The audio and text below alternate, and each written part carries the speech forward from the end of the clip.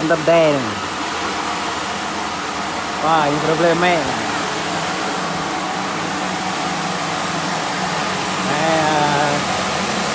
Thủ đô nhà quá tuyệt vời.